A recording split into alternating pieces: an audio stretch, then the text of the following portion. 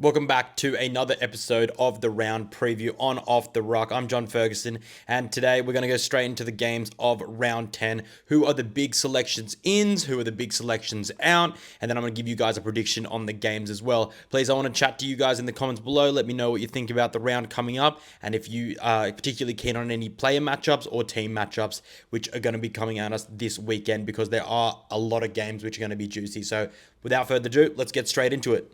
Before I kick off with the first game of the weekend, I just want to say shout out to Orange City Rugby Club. I was out there a couple of years ago doing some work with them, and they were nice enough to give me a jersey and a hat as well. So shout out to those guys who are playing rugby in the central parts of New South Wales. Now, heading on to the first game of the weekend, it is the Crusaders hosting the Blues, and this game is an epic rivalry that has been going on for a couple of decades now, and it is just been awesome to see them bash each other over the years, and it certainly helps us as Australians when we get them the week after, because the Blues will be playing the Reds the weekend after. So if they get bashed up in this one, maybe the Reds have a decent chance of being able to hold their record at home against the Kiwi sides solid at 100%. So without further ado, let's just go straight into the home side for the Crusaders. They welcome back Cody Taylor at hooker. Now, he's going to be a really big in, and if you're looking at what each side is going to look at, what they're going to try to do, Cody Taylor and respectively Kurt Eklund and Ricky Telly on the Blues side are going to be really important to their forward-dominated game. That's how the Blues really went at the Moana last weekend, and that's how they got their win primarily. I mean, the back's really flashy, and so was Beauden Barrett, who's also at 10 for the Blues this week. But nevertheless, it's all about the forward pack, and Cody Taylor is going to be leading that charge for the Crusaders, for the home side from the front. So that's really important. Antonio Chalfoun shifts back into the second row after being on the bench last week. He partners Scott Barrett. Very powerful second row combination. The back row for the Crusaders, remains relatively unchanged. Then you go towards the back line, and that is pretty much as you were last week, and as well with Havili and Amour in the centres. So it's going to be a really, really settled side from the Crusaders with a few changes in and out. Shifting onto the Blues side, they're virtually almost an unchanged side as well. They've got Bear in the second rower along with Tui Pelotu, but apart from that, it is looking pretty steady as she goes. It's going to be really interesting once the benches get empty, because the Crusaders welcome back Carl Preston, so the guy who scored the hat-trick in his debut game in round 1 for the Crusaders, and then respectively the Blues welcome back Funaki for their reserve halfback, who had a shoulder injury, I believe, that he suffered a couple of rounds ago. So, before I forget, really exciting for the Blues in the back line, which is their big change. Zahn Sullivan, the brother of Balin Sullivan, who plays for the Hurricanes at outside centre, he welcomes back after a run of injury. He's been really unlucky with a long run of kind of niggly injuries and some longer layoffs, but he's finally back. He is a hell of a footballer, and you can no doubt see him in an All Blacks jersey some point in the future if he can stay fit.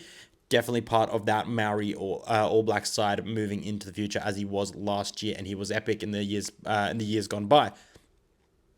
As far as a prediction goes, I think that the Crusaders are just on too much of a tear at the moment. The momentum is with them. Not saying that the Blues have been poor. They've been stacking up some wins as well for themselves.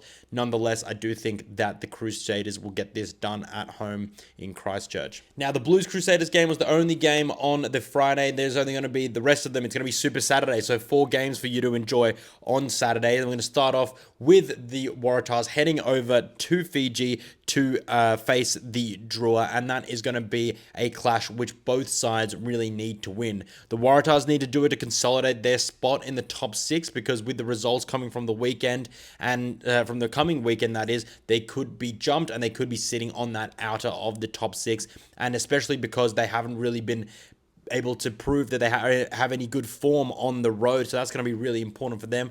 Likewise, the Fiji and Drua have had a pretty poor run this season, only bagging the one win this season, if I'm not mistaken. So they're going to want to make sure that they hold on to their wins at home when they get them. So Fiji and Drua hard pressed this game. Waratahs, they need to back up last week's epic performance against the Chiefs. So let's just go straight into the sides there for the home side.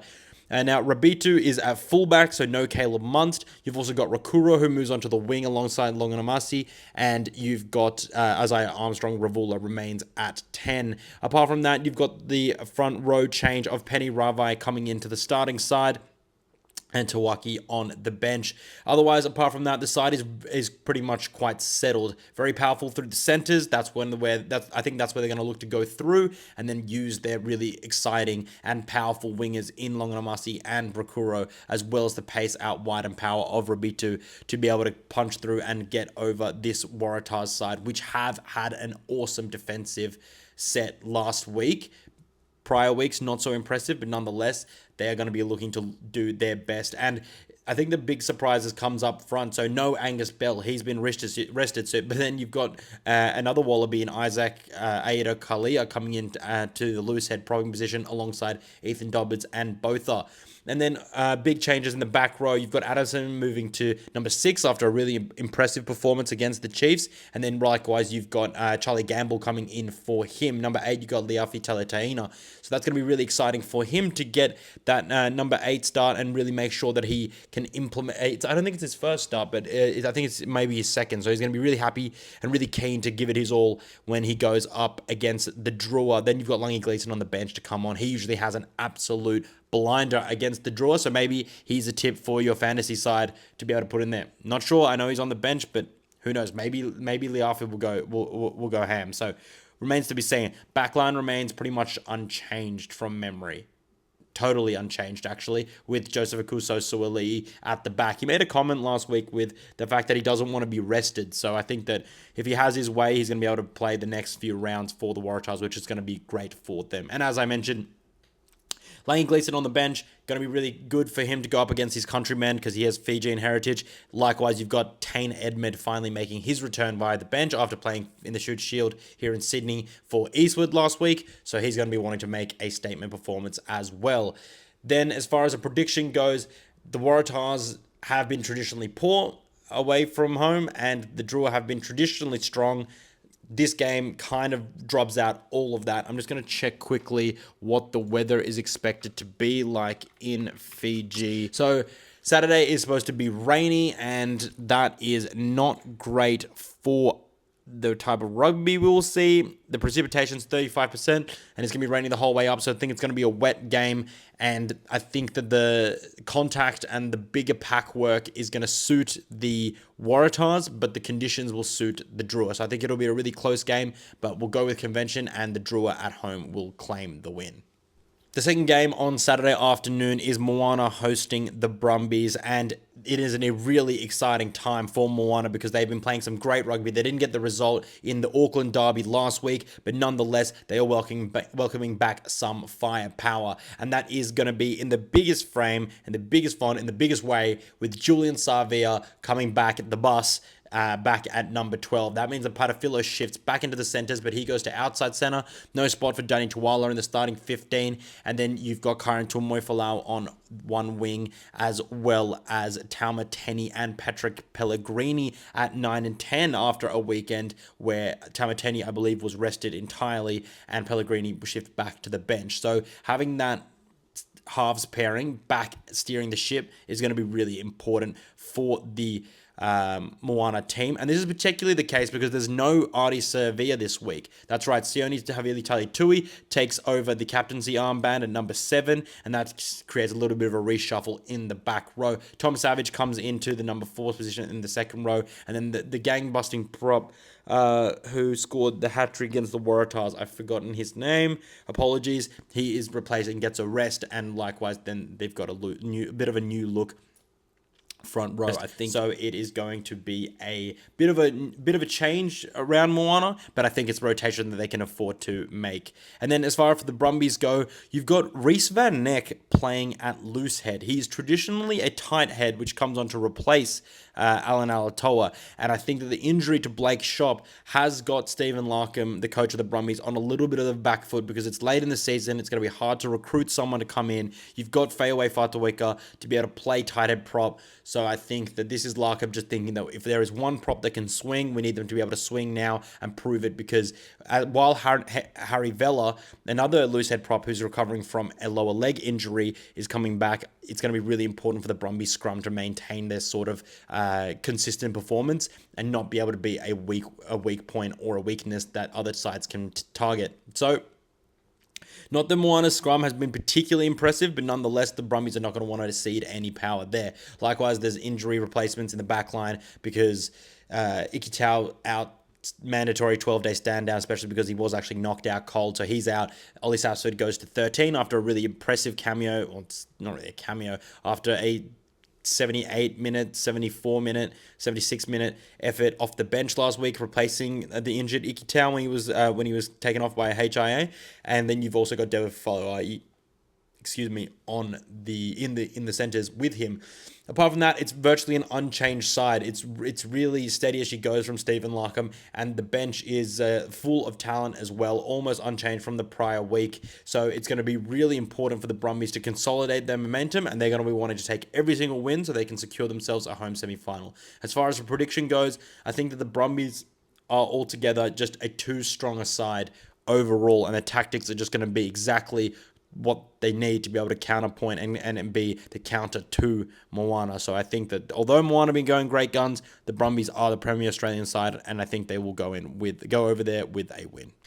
Next, we've got the Chiefs and the Highlanders. We'll speed through this one quickly because overall, there's not too many changes for the Highlanders who are traveling to the Chiefs to be able to play there, and they are looking good. It's a great side, and I think there's been a little bit of banana skin side for the Chiefs in the past. So that's going to be really exciting for them to see what they and Jamie Joseph can do up north. And then likewise, I do think that for the Chiefs, it is, like I've said, a banana skin game. So Clayton McMillan, especially coming off the loss, he's not going to want to take another one, nor is he going to want this to be able to be dragged down to be a close game. So they're really going to want to put this game to bed early if they can. D-Mac at 10, bit of a change at 9. Rowe comes in. Natua Arkoi, he comes into the second row. You've got Aiden Ross starting at loose head prop.